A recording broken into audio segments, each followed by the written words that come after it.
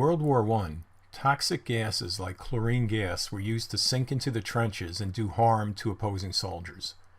Knowing that the composition of air is 78% nitrogen and 20% oxygen, and density, explain why chlorine gas was effective. Well, let's go to our density equation.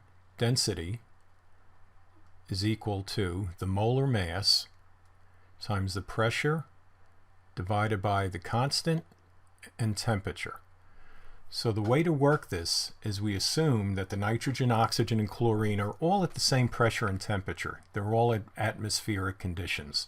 So really what we have is the density is directly proportional to the molar mass. So let's look at it. What's the molar mass of nitrogen? Well, there's two of them. The mass of one nitrogen is 14, so the molar mass of nitrogen is 28. The molar mass of oxygen is 32, right? The mass of one oxygen is 16. Now when we look at chlorine, we find the molar mass of chlorine is 2 times 35.5, so that's going to be 71.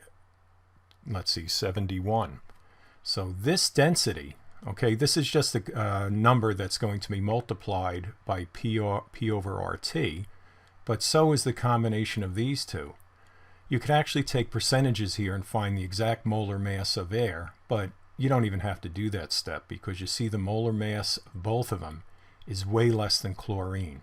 So chlorine is more dense than nitrogen and oxygen, or the mix of them, so it will sink down and go into the trenches and do horrible things to human beings.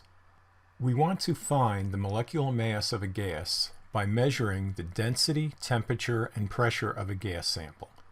Well, we can take this formula that we derived earlier, rearrange it for capital M, which is a molecular mass, and then we can solve for it as long as we know the density, temperature, and pressure, which are all things we can easily find in a lab.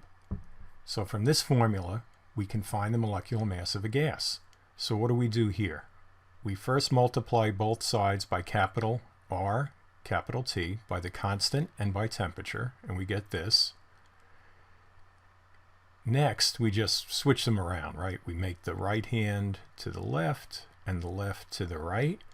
Then we divide through by pressure, and we have an equation here for the molecular mass.